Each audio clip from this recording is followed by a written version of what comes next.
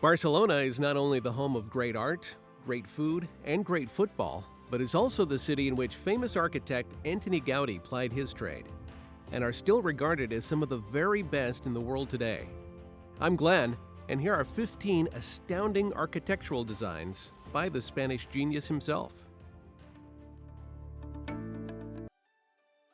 Antoni Gaudí was born in 1852 and attended school in Barcelona, a city that would later become synonymous with his greatest works. Gaudí was interested in architecture from an early age and eventually went to study it in later education. His studies were interrupted by military service, but he graduated from the Provincial School of Architecture in 1878.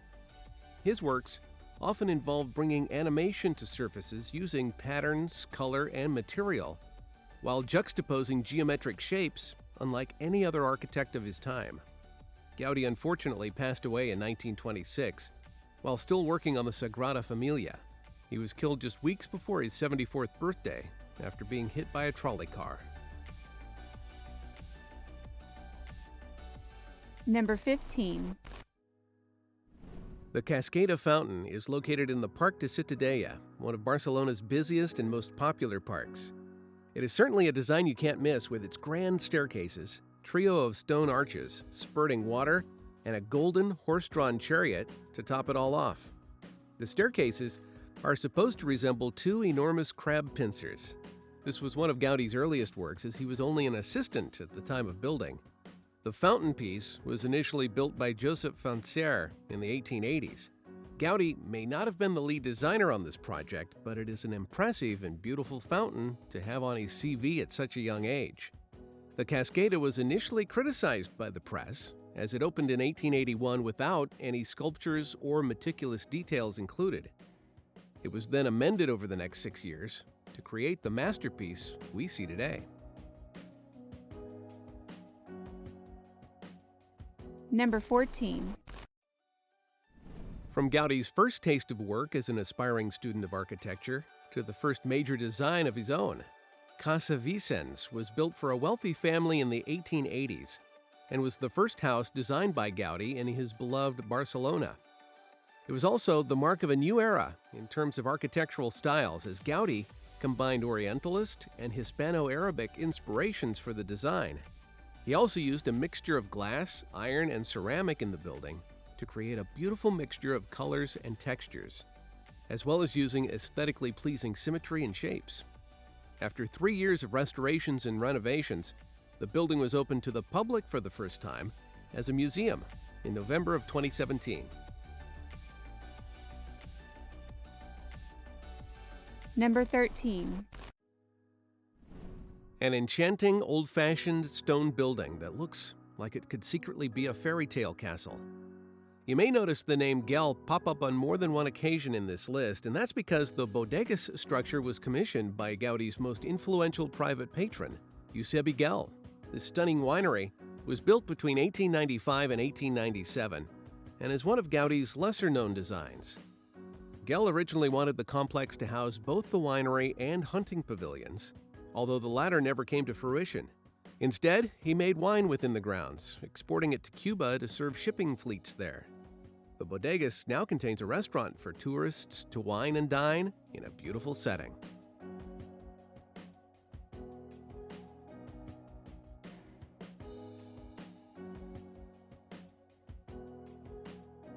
Number 12. Casa Batlló is one of Antonio Gaudí's most famous and most celebrated designs in Barcelona, and it isn't hard to tell why. The original house was built back in 1877, but Gaudí came along in 1904 to remodel it, writing it into the history books with his architectural talents. The building is nicknamed the House of Bones by locals due to the nature of the white, curved stonework. The skeletal design is definitely one of Gaudí's most unique and eye-catching structures, but it is also absolutely stunning. The external ripple patterns, colorful ceramic mosaics, and protruding balconies are extraordinarily poetic and will forever astonish and amaze the many tourists who visit it every year. Number 11. We will save the Sagrada Familia itself for a little later, but Let's take a look at the schools that came with the infamous project. Antoni Gaudí was commissioned to design these school buildings, along with the main project, and he didn't take that challenge lightly. Despite its simplicity, the design featured some classic Gaudí waveforms on the roof and was seen as constructive genius for other architects to take inspiration from. The buildings themselves included 3 classrooms, a hall, a chapel, and toilets, and were designed for the kids of the people building the Sagrada Familia. Number 10. That man Gell again, with this towering Barcelona mansion being designed for the Gell family. The Palau was built between 1886 and 1888 and was even featured in the 1975 film The Passenger with Jack Nicholson. Tourists can now pay to enter the house for an enriching tour which involves exploring the main hall, basement, stables, and the Piste de Resistance, a rooftop terrace with breathtaking views of the famous city. And the high society guests entertained in the receiving room. This room contained small viewing windows high on the walls to allow the owners to get a peek at the guests before greeting them.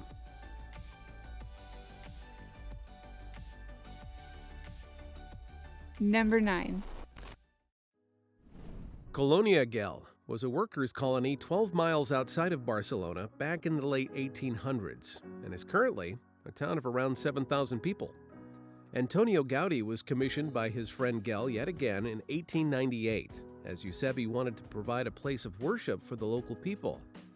The idea was to build a church and crypt, although only the latter was completed when work stopped in 1915 due to monetary constraints.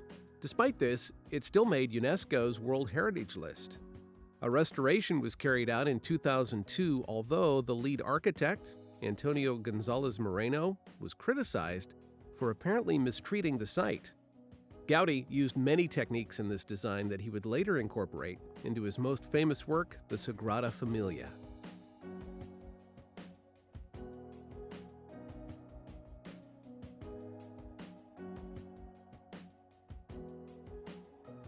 Number 8. The Torre Beasaud was constructed between 1900 and 1909 for a personal friend of Gaudí. The merchant wanted his new home to be built on ground with significance. The hill on which the tower was built was the location of a 14th century castle named after the last king of the House of Barcelona. Legend says it was also the home of a famous outlaw, Serrallonga, a Robin Hood type of figure. Gaudí conserved the few remaining castle elements and designed this new building with mosaic benches, colorful windows, and ivy-shaped pipework.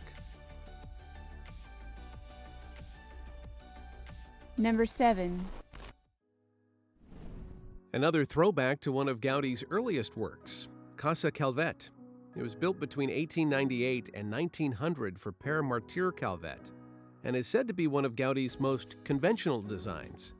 It shows symmetry and balance, not something you see with too many Gaudí designs, but you can see a certain Casa Batlló type styling to it. Calvet used the bottom floor of the building as his office and the upper floors as his home. The ground floor gallery is said to be the most eye-catching feature of the building, decorated with an olive tree and amazing artwork. 3 sculpted heads sit atop the building, one of Calvet's father, and the other 2 being patron saints of Calvet's hometown. Number 6. A park located at La Pobla d'Allier, Barcelona, the Artigas Gardens represent some of Gaudí's most natural and picturesque work. The gardens were built between 1905 and 1906. Gaudí designed the park to be fully integrated with the natural environment surrounding the build, and tourists may notice some similarities between this site and Parc Güell, which we will look at later. This is because Gaudí sent some workers from Parc Güell to work on this project. By 1971, the gardens were abandoned, but were restored in 1992 and remain to this day. Number 5. El Capricho was built between 1883 and 1885, and although the design was Gaudí's, the build was actually overseen by a partner and friend of the architect, Cristobal Cascante.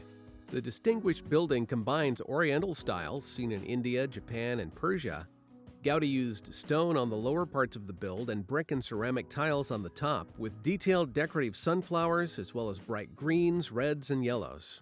What we are left with is a block-based tower building that looks like it could have been created after hours on Minecraft.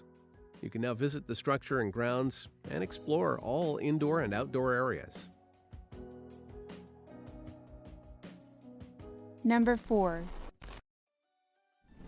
Park Güell, as we touched on earlier, is a public garden in Carmel Hill designed by Antoni Gaudi. It was built between 1900 and 1914 before being officially opened as a park in 1926. It was declared a World Heritage Site in 1984. The park is composed of gardens and some stunning architecture, including the Gaudi House Museum, in which the man himself lived in the early 1900s.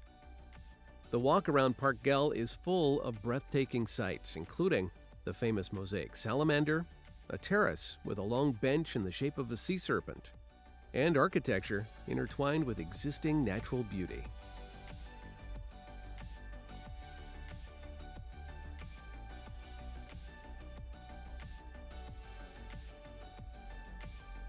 Number 3.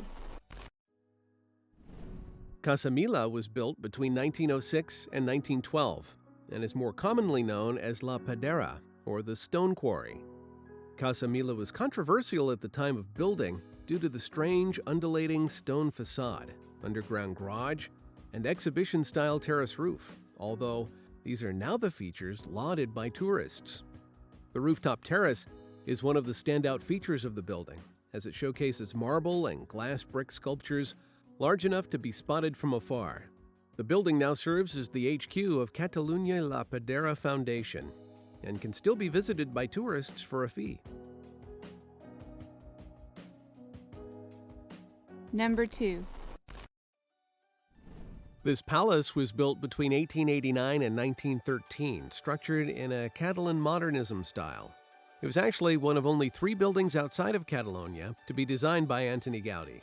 The original palace was destroyed in a fire back in the 19th century, with the designing of the new building handed over to Gaudi. Strangely, the architect managed to design this particular structure without even visiting the site. The palace was built in gray granite and featured classic Gaudi elements, such as arches and chimneys, with the addition of a 5-meter-tall angel to round off the facade. Construction was halted after the bishop died in 1893, and Gaudi resigned after arguments with the council. It was eventually finished by Ricardo Garcia Huerta. Number 1. It seems only apt to end our list with Gaudi's final work, La Sagrada Familia. It is without a doubt Gaudi's most famous and most tragic design, as the architect died with the project no more than a quarter complete. Construction started in 1882 under a different architect, but after he resigned, Gaudi was brought in to transform the build. He used Gothic and Art Nouveau forms to come up with this generation-defining, extraordinary piece of architectural gold. The building has now been under construction for over 137 years and is expected to be fully complete by 2032. Since Gaudi's death, the Sagrada Familia has survived largely on donations, and Gaudi is buried in the crypt below his final building, a fitting resting place for a legend of architecture.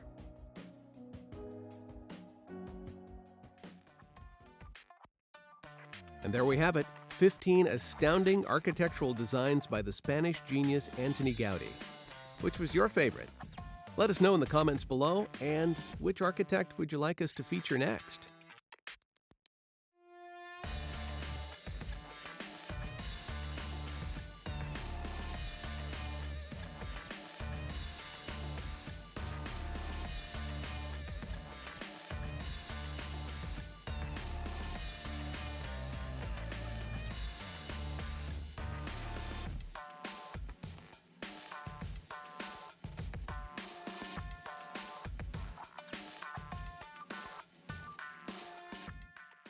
Hi everyone, and thank you for watching. I'm Chandni with Mind's Eye Design. We love to hear your feedback, so please leave some comments below and let us know your favourite from this video and why you liked it. If you have an idea for a future video, leave another comment and let us know. And then if we use your idea, we'll give you a shout out in that video. But don't leave yet. Keep watching because there's more.